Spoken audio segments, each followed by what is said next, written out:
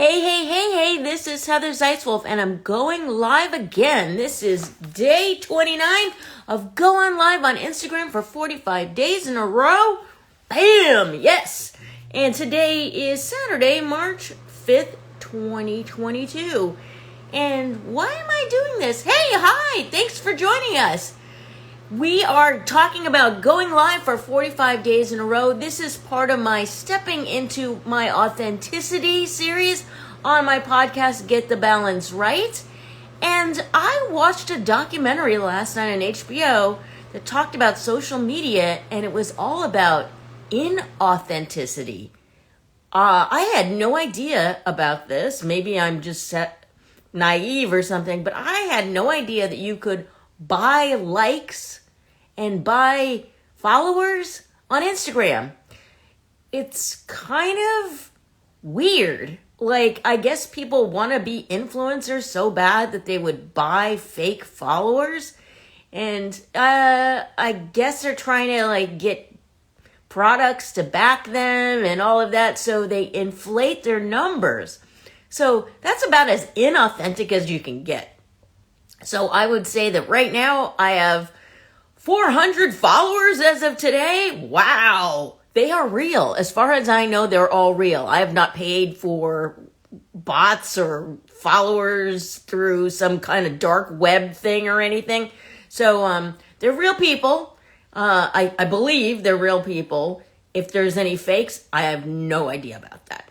So that got me thinking, oh my God, in this documentary, they talk about how young kids today, instead of when I was a kid, where it was you'd ask a kid, what do you want to be when you grow up? And you say, of course, an astronaut, or I don't know. I always said that I wanted to drive in an ambulance. I think because that TV show, it was Ambulance or something, was something I used to watch when I was a kid. Anyways, I have no interest in doing something like that. I'm afraid of driving anyways, so it doesn't even matter. But anyways, so when you're a kid, you think of these heroic type things that you could do as a job, and kids today now, they say that being an influencer is what they want to do.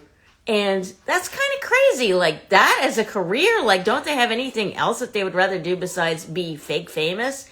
So that got me thinking, and I got out my book. It's this book called Content Inc. And it's quite thick. It's about content marketing. I thought, I wonder if there's anything in here about fake influencers or fake followers for influencers. Well, there is a chapter on, I couldn't find that in here, but there is a chapter on influencer marketing, and it's called Stealing the Audience, or Stealing Audience. So I thought this was kind of interesting. I flagged some things in here that I thought would be fun to talk about. And it's funny how what they want you to do is actually find influencers to work with.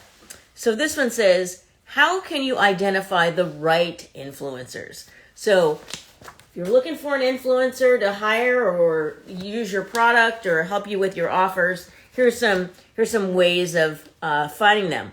Bloggers, social media celebrities, industry specific, customers, members of a purchasing group, industry experts and analysts, business partners, internal team members or experts, and media sites. Okay, that sounds really kind of dry and boring as a way. So it says, from these groups, you will form your influencer hit list. Ooh. So I guess they're using the term influencer differently than what the movie that I watched talked about, which was really about Instagram people that look like they're living the life. And what was really funny in that documentary was they showed how these people stage these photos that they're taking. So they were like, I'm staying at this mansion or whatever, and it says, they pretend like they're at a mansion, but meanwhile they're maybe just in some place that they rented for the day, and then they take all these photos and then they release them over time and pretend to be different places. And I wish I could remember the name of the documentary, but it was very funny. These people would pretend like they were on an airplane, and to do the fake window that they were sitting next to was a toilet seat cover. It was just the round part with the hole, and they were sitting in front of that, and then they had a fake picture behind them. It looked like it was the sky, like they were actually in an airplane. Completely fake. It just kind of makes you wonder, like, are you that desperate for attention that you would stage these photos to make it look like people really liked you? Like, I don't get it. Okay.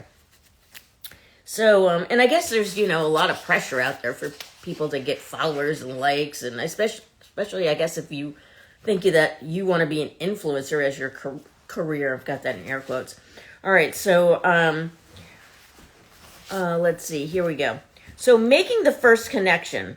There are a few ways to start to... Hold on, my husband's trying to tell me. Oh, yeah, Fake Famous. That's the name of the... Thank you, Vaughn. Yeah, that's the name of the documentary I watched last night. Fake Famous. Oh, and this other crazy thing in there. I didn't know anything about this, but I guess there's some wall in Los Angeles. It's some designer store, maybe, or something. It's a pink wall, and, like, people from all over the world come to have their picture taken in front of this wall. They do selfies in front of this wall. People, really, seriously, you travel all over the world to take a selfie in front of a wall because you're going to get likes? This is just nuts. Okay, so I think we have our priorities in the wrong order if that's what people are worried about, is taking a picture in front of a pink wall. Oh, God. All right, so nurture influencer relationships. So if you want to get involved with an influencer, here we go. After you've started making connections with your targeted influencers, you may feel more comfortable asking to work together in different ways, such as requesting that they concrete content with you. What? Oh, co-create.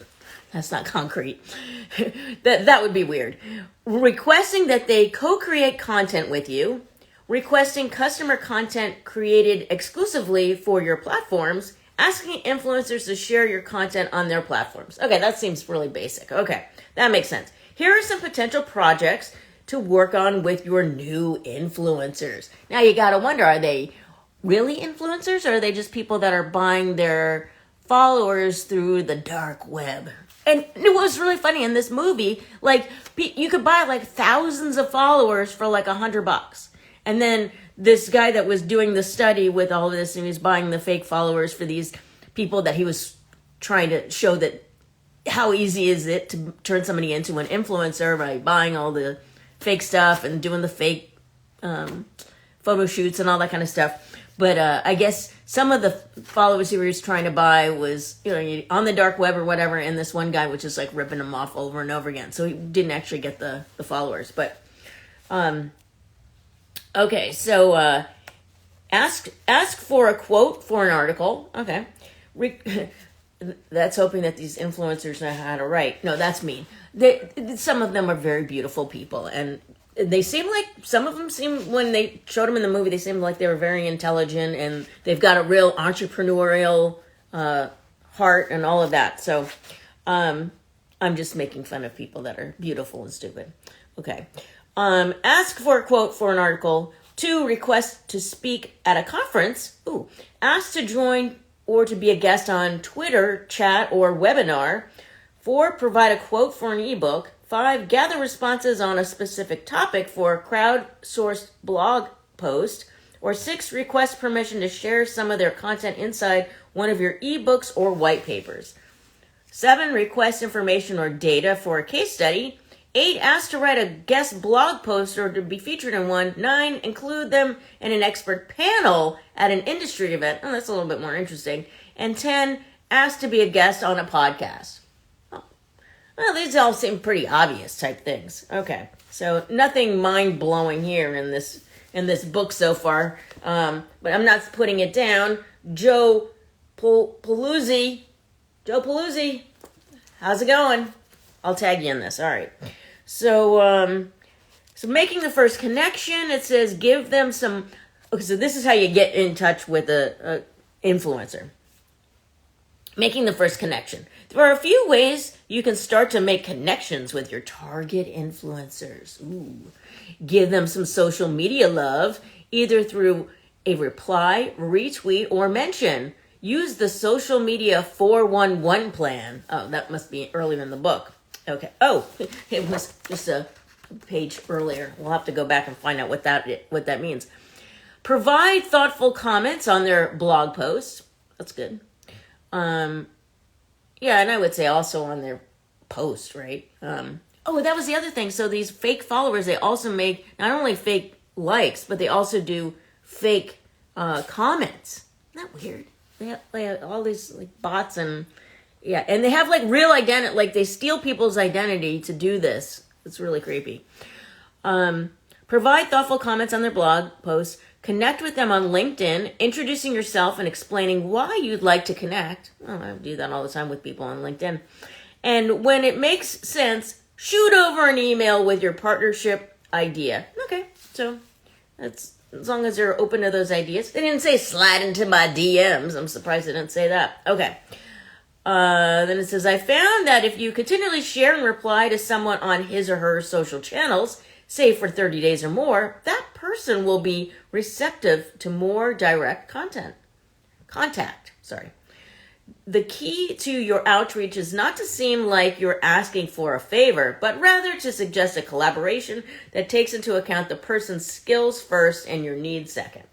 Okay, this all seems like really basic information, but if you're not used to approaching people, maybe that's not basic. I'm not sure. Okay, let's find out what the social 411 means. Social 411 is a sharing system that helps a company get greater visibility with social influencers. I recommend using this as the first approach method for directly emailing an influencer. Ooh, okay. Here's how it works. Tell me more. I think it's harder to just email people. I think it's easier just to DM them. They seem more responsive to that. But okay, this guy is into emailing them. But of course, you have to get their email address. Okay. For every 6 pieces of content shared via social media, such as Twitter, he gives these bullet points. 4 are pieces of content from your influencer target that are also relevant to your audience. This means that 67% of the time you are sharing content that is not yours and calling attention to content from your influencer group. Okay, so you want to do this before you email the guy, I guess. 1 piece can be your original educational content, and 1 piece can be your sales piece, such as a coupon, product notice, or press release. The numbers don't have to be exact. It's the philosophy that makes this work. When you share influencers' content, they notice. You should share without asking for anything in return for a month or so. So that when you do need something, the influencers are more likely to say yes. Well, I can tell you, I share a lot of drag queen stuff, and none of them ever contact me. So they're not like, hey, Heather, nice to meet you. Thank you so much for sharing my content. Not a word. Okay. Consistency is key in making this work. Take your pilot list of 5 to 10 influencers and share each influencer's content at least once a day for a month. This is all very interesting. Okay, so content marketing with influencers. This is kind of interesting. It also goes into some PR-y type stuff. And on Tuesday on my podcast is going to be an episode where I interviewed Stacia Crawford, and she is a PR expert, and she helps people get on television, and we talk all about the benefits of getting on TV.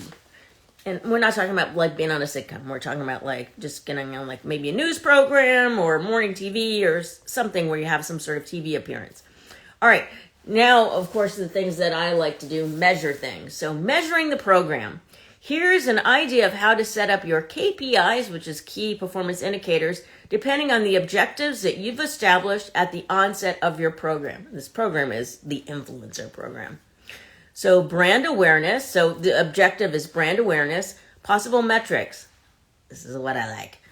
Website traffic, page views, video views, document views, downloads, social chatter. That's kind of a funny term. And referral links.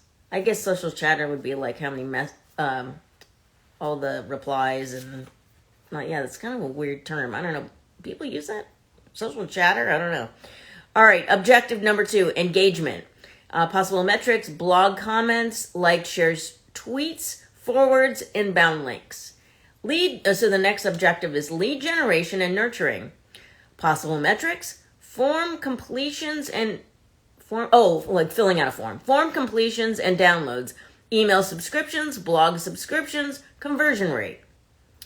Next one, objective is sales, online sales, offline sales, and manual reporting and anecdotes.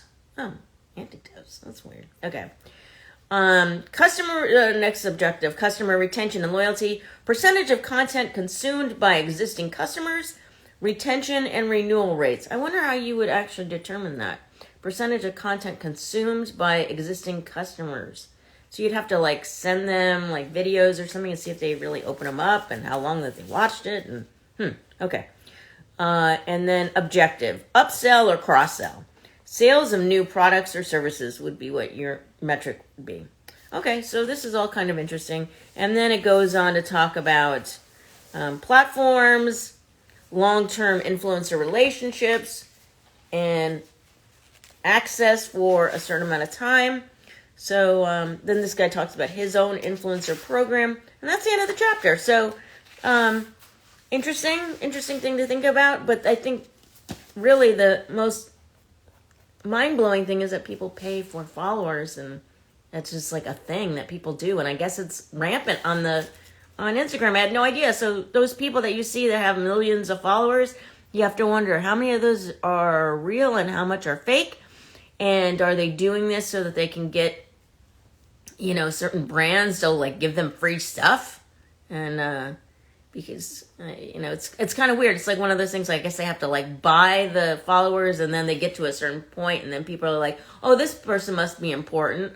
They've got like 3 million followers. I guess I'll follow them too." So, anyways, all right. So that is just not being authentic to me at all. And this is all about stepping into your authenticity. So I think you could maybe you could be an influencer being authentic. I don't know if I'm trying to influence you in any way. I'm just trying to get you to step into your authenticity. So in that way, if you want to call me an influencer of sense, I guess I'm trying to do that. But I'm certainly not trying to like sell you products and all that kind of stuff, except for maybe my own services. All right, so this is book, if you're interested, is called Content Inc. It's quite thick. I think maybe I saw this guy on, or heard this guy on a podcast or something. That's why I bought it. So it's Joe Pulizzi, if I'm pronouncing it right. And he's also the founder of Tilt, the godfather of content marketing. Oh, I guess this guy knows what he's talking about. He's a godfather. All right, so this is day 29 of me going live for 45 days in a row. And I'm doing this as part of my Step Into My Authenticity series for my podcast, Get the Balance Right. And if you would like to go live with me, hey, slip into my DM and let me know, because I would like to go live with you and we'll have a discussion, and it's not just going to be me talking at a camera screen. So it'll be a little bit more fun for everybody, I think. Okay. And I'm going late today. So this is actually it's like 9:10 in the PM. So it's actually the next day on the East Coast. So technically I didn't really get it in on time for the East Coast, West Coast, doing it every day live. But for the West Coast I did. All right. So I'm itching my neck because I got my hair cut today and I got like little hairs in there scratching my neck. All right, peeps. I will see you tomorrow on the flippity flip side.